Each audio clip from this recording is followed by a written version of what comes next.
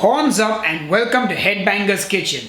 It's been a while, folks. How have you all been?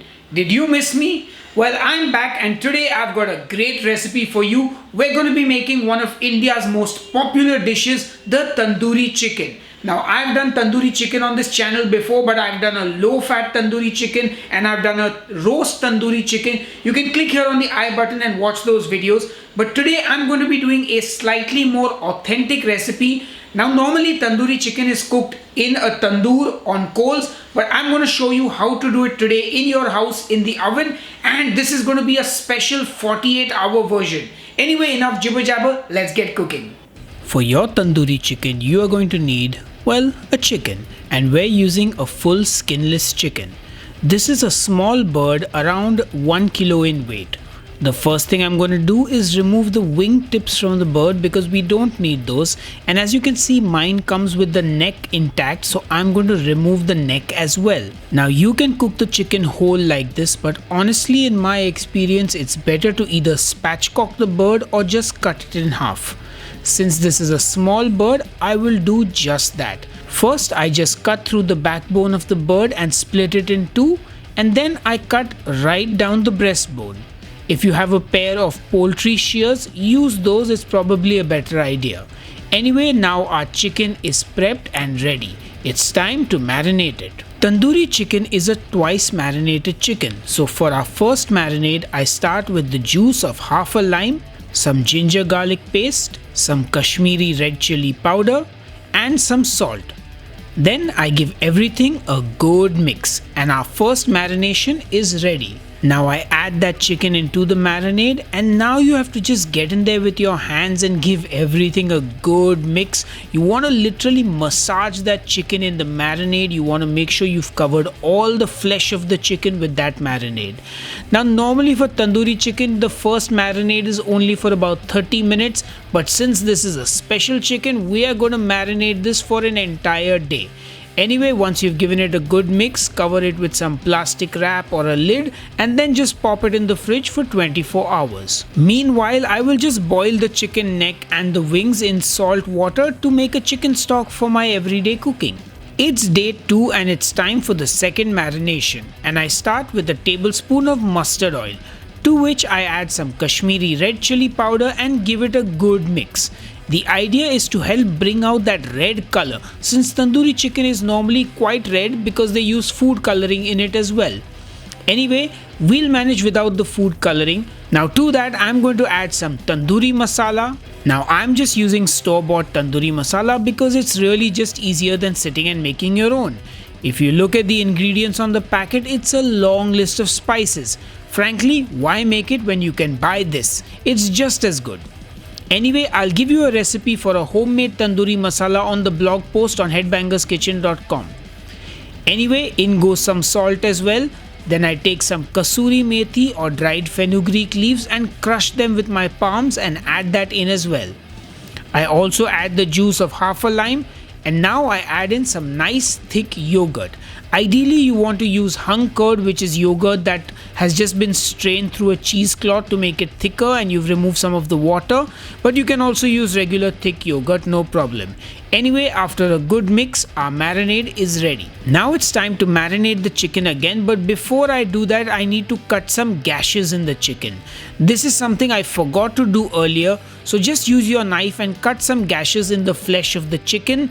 On the breast, you want to make sure you don't cut too deep, but the idea is that the marinade goes deep into the flesh of the chicken and you get like a seasoned bite of chicken with every bite, you know. Otherwise, so many times you get chicken where the outside is lovely and flavored, but the inside is just like unseasoned. Now on the leg and thigh, you can cut right down to the bone. This also helps the chicken cook quicker, so you can see me doing it now to both pieces, not very deep on the breast and right till the bone on the leg and thigh. Now that we've treated our chicken like the victim of a serial killer, it's time to add the marinade. And once again, you gotta get in with your hands and get down and dirty. Make sure you rub that marinade all over the chicken. Also rub it into the flesh in those gashes that you have made. You want the marinade to penetrate that chicken flesh like Vecna penetrated the minds of his victims. You better go deep and don't be running up that hill with your problems, okay? Anyway, once that's done, cover it up again and pop it in the fridge for 24 hours. Now we are going to make a nice green chutney to go along with our tandoori chicken. Start with a handful of coriander, a handful of mint leaves, a green chili that has been de-seeded and the membrane has been removed because I am a spice wuss, but you can leave yours whole if you like spice. A piece of ginger, 2 cloves of garlic, a good amount of salt, some cumin powder, my secret ingredient which is chaat masala, the juice of half a lime and about 2 tablespoons of water to blend. Now blend that bad boy and our chutney is almost ready. Now you can actually eat this chutney like this. It's super flavorful, great in sandwiches, great to dip your samosa in. But for tandoori chicken and for kebabs in general, we have one more ingredient to add. So take your chutney and then we're going to add in some yogurt and give it all a good mix. And now your chutney for tandoori chicken is ready. In fact, you can use this chutney for any kebabs at all. I've got recipes for chicken tikka, reshmi kebab, malai kebab, etc. And this chutney goes great with all of them. Now that our chicken has been marinated for 48 hours, it's time to cook it. Remove it from the fridge and we are going to let it come to room temperature, but we're also going to smoke it for some extra flavor. But first we want to preheat our oven for at least 30 minutes at the highest temperature possible. In my case that's 230 degrees Celsius. Now to smoke the chicken you want to get a steel bowl or an oven proof ramekin like mine and place it in the bowl with the chicken. Then heat up a coal on your stove. Once it's nice and red hot, put it in the bowl with your chicken, put a little bit of oil or ghee on top of the coal and it should start smoking. Then just cover it with a lid and let it sit for about 20 to 30 minutes like this. This allows the chicken to get a nice smoky flavor. Time to cook our tandoori chicken and I get mine on a baking tray. You can use a wire rack if you like, but I don't think I will need it. But I do recommend using some foil below to make cleanup easier, which I did not do and I regret later. Anyway, don't waste any of that marinade, get it all on the chicken and now just pop it into your preheated oven. Now for perfectly cooked chicken, you want to have one of these, a meat thermometer. This way you will always get a perfectly cooked bird. Now if you don't have an oven, you can actually cook this tandoori chicken in a pan, no problem. This should take about 30 to 40 minutes tops to cook in the oven. So just let that bird cook and once it's reached the correct internal temperature, which is normally about 73 Celsius or 165 Fahrenheit in the thickest part of the breast, you can remove it. And as you can see, our tandoori chicken is cooked and ready. You do want to let it rest for about 5 to 10 minutes before eating. Also, I really should have put that foil underneath the chicken. Anyway, I'm just going to finish the chicken by brushing some ghee or butter on the bird to give it a lovely taste and flavor.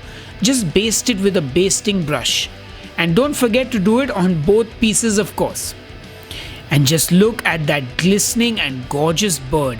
I'm salivating already and I hope you are too. Now it's just time to serve myself that tandoori chicken on a plate. And of course, don't forget that delicious chutney we made as well. Ooh yeah! Make sure you store the chutney in the fridge, okay? And there you have it. Our 48-hour tandoori chicken that's keto and low carb friendly is ready. And I feel like that's a work of art, my friends. It looks so good. I have to say I'm quite proud of my efforts. That's one good looking bird. Now there's nothing left to do but to dip that tandoori chicken into that chutney and enjoy. I mean, look at that leg. Hot damn! But of course, I can't let you go without tearing into the bird flesh and showing you how perfectly cooked it is. I mean, look at it, it's glistening. Oh man, how gorgeous does that meat look? Anyway, enough jibber jabber, time to taste. Alright folks, it's time to taste the tandoori chicken and look, you don't need to marinate it for 48 hours like I did, but I wanted to try it and see if it made any difference. Anyway, let me first try the breast meat and get some of that chutney as well. It's nice, soft, tender, juicy, and that chutney goes so well with it. Wow. Very flavorful. I'm getting that smokiness from the coal. Yum. And of course, gotta have the leg. Which is your favorite part of the chicken? Do you prefer the leg, the thigh, the breast, the wing? I think for me it's the leg. This is the king of the chicken. Like, because kings eat legs. Anyway, let's try it. Oh my god, that is so succulent and juicy and tender. But I'm going to be honest, guys. I don't know if the 48-hour marination made it any better or worse. So, frankly, you can marinate it for a lot less time. I'll put all the information you need in the blog post on Headbangers Kitchen. Anyway, I'm going to get back to eating and I will see you on the next episode of Headbangers Kitchen. Until then, cheers and keep cooking. Hey folks, if you enjoyed this recipe, do smash that like button and subscribe to the channel for more awesome recipes. I've also put out 2 keto recipe ebooks. If you want to purchase them, the link is in the video description box just below this video, and click here or here and watch another video.